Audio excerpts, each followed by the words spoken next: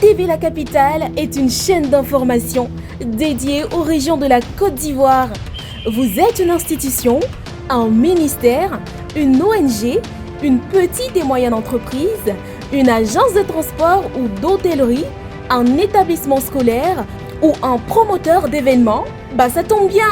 TV La Capitale vous propose une grille de programmes adaptés pour faire connaître vos cérémonies et activités à travers toute la Côte d'Ivoire et même au-delà.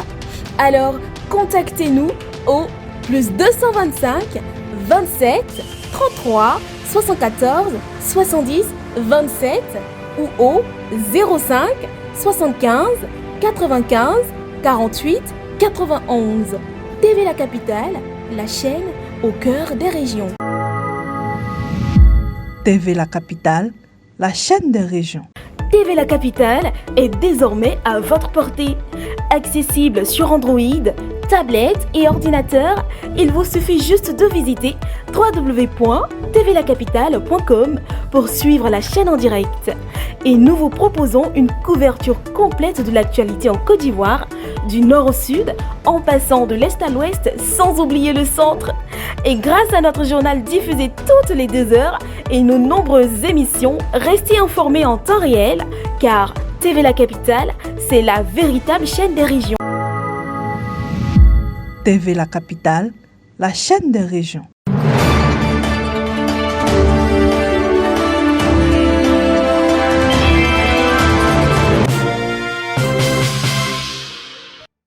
Mesdames et messieurs, bonjour, je vous souhaite la bienvenue dans le journal sur TV La Capitale, la chaîne des régions. Et voici pour vous les titres.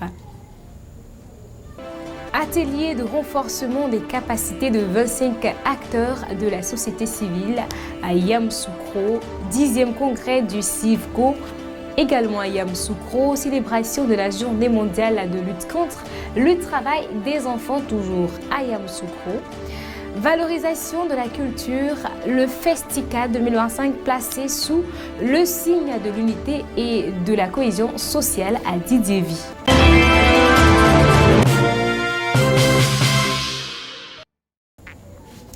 Dans le cadre de leur engagement commun pour le renforcement des capacités citoyennes, le programme Pays de renforcement des capacités de Côte d'Ivoire, en collaboration avec l'Observatoire international de la démocratie participative en Afrique, a organisé un atelier de formation ce lundi 30 juin portant sur le plaidoyer et la mobilisation sociale au profit de 25 acteurs de la société civile. Suivons ensemble le reportage rendu de Inès Nda. Cette formation s'inscrit dans la dynamique impulsée lors du Forum sur l'engagement citoyen et la bonne gouvernance tenu en mars dernier. Cet atelier a pour objectif principal de doter les participants des outils nécessaires pour concevoir et mener efficacement des actions de plaidoyer et de mobilisation sociale dans leurs différents secteurs d'activité et vis-à-vis des populations en vue de renforcer l'impact de leur initiative citoyenne. Pendant plusieurs jours, les participants issus de diverses organisations de la société civile seront formés sur plusieurs thématiques avec une innovation du PPRC qui leur permettra de mener à bien cette mission. Nous allons aborder différentes thématiques. D'abord, harmoniser les connaissances et la définition sur quand on dit plaidoyer, qu'est-ce que cela voudrait dire, mais surtout insister sur une première thématique qui portera sur quels sont les problèmes et quels sont les enjeux qui méritent qu'on s'arrête pour faire le plaidoyer. Une fois qu'on a défini le problème, se mettre d'accord sur quel est notre objectif de plaidoyer, puisque tant qu'on n'a pas un objet de plaidoyer, c'est difficile d'atteindre le but. Et nous avons le dernier jour réservé pour quelque chose de très important qui est de dire, quelle est notre perspective de développement? En d'autres termes, tout ce qu'ils auront appris ici, qu'est-ce qu'ils veulent en faire? Et c'est ça vraiment l'innovation que le PPRC a choisi. Pour les participants, cet atelier est la bienvenue car au sorti, ils s'attelleront à mettre des stratégies en place pour réussir cette noble mission. Oui, cet atelier nous conforte dans notre position d'organisation de la société civile. Nous sommes venus apprendre pour implémenter cela sur le terrain. Parce que le premier rôle de la société civile, c'est de mener des plaidoyers. Et des plaidoyers bien faits. pour pouvoir toucher le pouvoir public en vue des changements dans nos sociétés. Donc si nous finissons cet atelier, nous allons encore mener les actions de façon inclusive.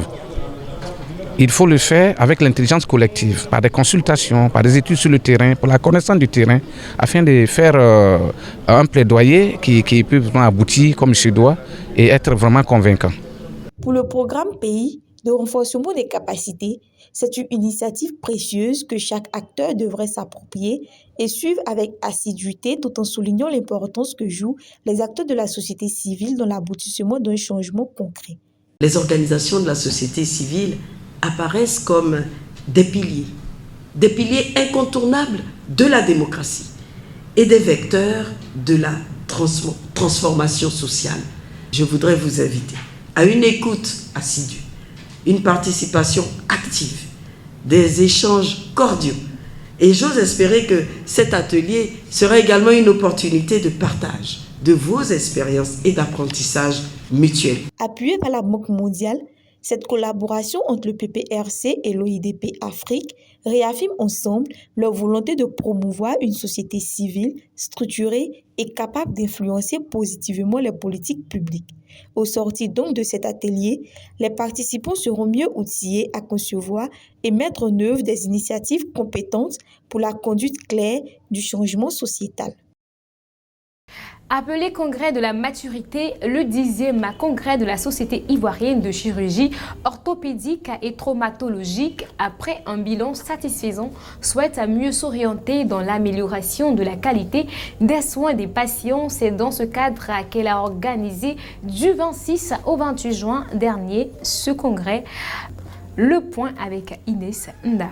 Ce congrès est la bienvenue avec 200 participants venus du Sénégal, du Bénin, du Tchad et bien d'autres pays pour renforcer leurs capacités tout en ayant à leur disposition des formateurs de haut niveau, mais aussi de mûrir des réflexions qui pourront les aider à trouver des stratégies concrètes et fiables suite aux fractures articulaires.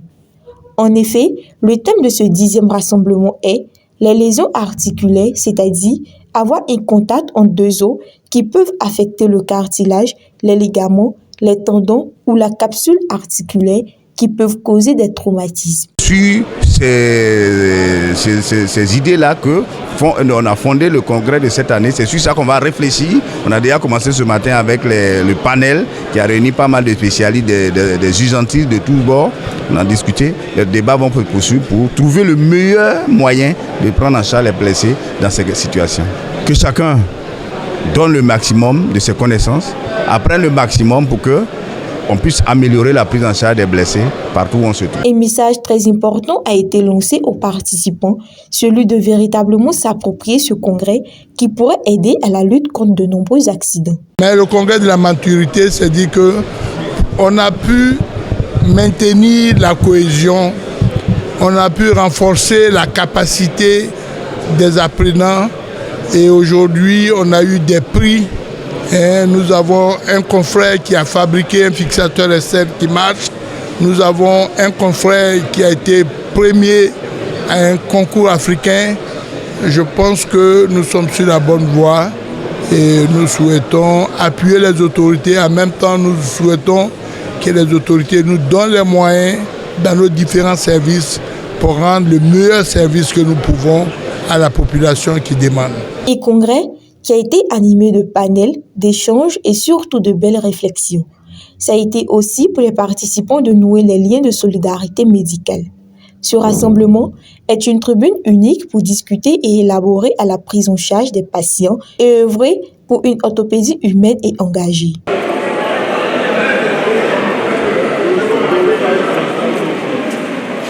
Le village SOS d'enfants de Yamoussoukro a marqué un arrêt pour célébrer la journée mondiale de lutte contre le travail des enfants. Le vendredi 27 juin à l'Alliance française, le thème national choisi est des progrès visibles, mais des efforts indispensables. Le reportage d'Inès Nda. Depuis 3 ans, cette journée est célébrée en vue d'apporter aux ménages et aux enfants une nouvelle ère, un nouveau sourire.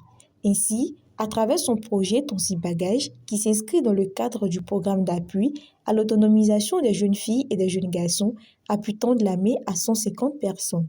Pour cette troisième phase, ce sont 90 enfants scolarisés, 60 enfants en apprentissage professionnel. En effet, la lutte contre le travail des enfants contribue à éloigner les jeunes du risque du travail précoce, d'où le choix du thème national, des progrès visibles mais des efforts indispensables. La non-discrimination, l'intérêt supérieur de l'enfant, le droit de vivre, survivre et se développer, ainsi que le respect des opinions de l'enfant. Ces principes fondamentaux ont contribué à la définition du thème de cette année, à savoir des progrès visibles, mais des efforts indispensables. Transformer cette date ou ce jour en acte concret en faveur des enfants partout à travers nos zones d'intervention. Pour la direction du travail, des axes stratégiques ont été mis en place dans le programme 2025 dans l'esprit de lutter contre ce fléau qui mine les jeunes filles et les jeunes garçons. En termes d'engagement continuel, nous avons décidé pour notre programme d'action en 2025 d'articuler nos actions sur plusieurs axes stratégiques. Le premier axe, c'est le renforcement des capacités des inspecteurs du travail. Nous allons aussi, comme axe stratégique, nous intéresser à faire des campagnes de sensibilisation et de mobilisation communautaire. Déjà, SOS Village le fait et le SOCECI va vous emboîter le pas. Enfin, nous allons renforcer nos partenariats et notre capacité de coordination. Sensibiliser le public et les communautés à lutter contre le travail et les droits des enfants est un combat que mène SOS Village d'enfants dans tous les sens afin de concrétiser des actions dans tous les ménages et assurer un équilibre social et éducatif aux enfants, car la place de l'enfant se trouve à l'école. L'une des bénéficiaires a voulu rendre un témoignage car grâce au projet Tonti Bagage de SOS, elle a pu bénéficier de soutien éducatif depuis la classe de 6e. J'ai bénéficié du projet SOS Tonti Bagage depuis la classe de 6e. Actuellement, je passe en classe de 3e. L'SOS Tonti Bagage m'a offert des dons, des kits et même des kits nutritionnels. L'SOS Tonti Bagage a permis que je puisse avoir 12 de moyenne pour passer en classe supérieure. Chers amis, chers grands frères, chers petits frères, j'aimerais vous dire que être dans les marchés, supporter des poids lourds qui vous feraient tomber malade ne sera pas bon pour vous.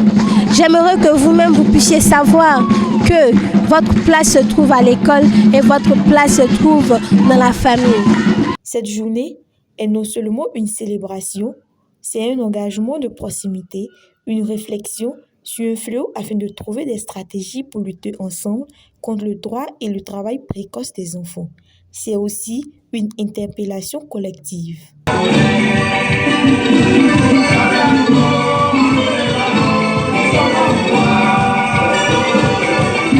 Du 31 juillet au 3 août 2025, la commune de Didiéville accueillera la 4e édition du Festicad, le festival de la culture et des arts de Didiéville.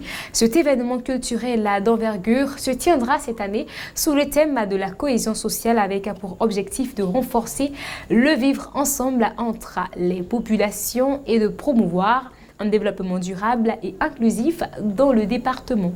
À quelques semaines de son ouverture, les organisateurs ont officiellement lancé les préparatifs en appelant à la mobilisation de tous les fils et filles de Didiéville autour de ce rendez-vous culturel majeur des vacances. Emmanuel Bonzo nous en dit plus. Les richesses culturelles, artistiques et culinaires du peuple Nzikpli seront à l'honneur du 31 juillet au 3 août prochain lors du Festival international de la culture et des arts de Didiéville. L'événement est à sa 4e édition et mettra l'accent cette année sur l'unité et le vivre ensemble, d'où le thème « La cohésion sociale, facteur de développement durable ». Il ne faudrait pas qu'on voie le festival en seulement que jeu. Il faudrait que ce soit une cohésion sociale, et que tout le monde se mette ensemble. Et il faudrait qu'on s'aime.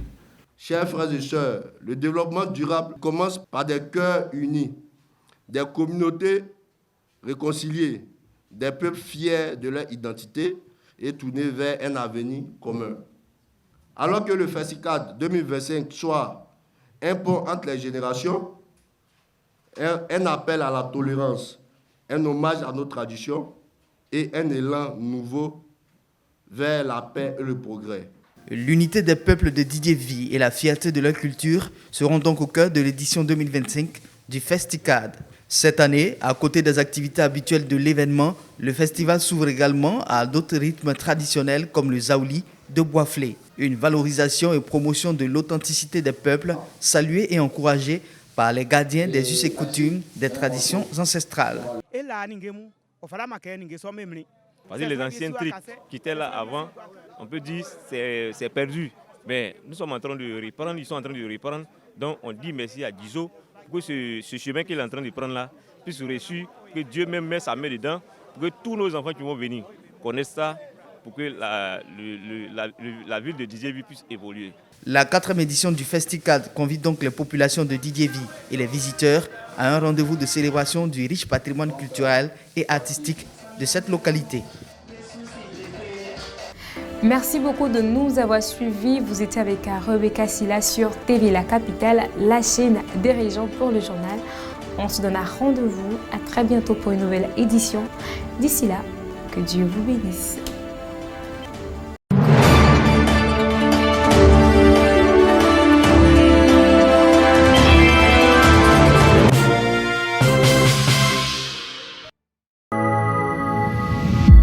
TV La Capitale, la chaîne des régions.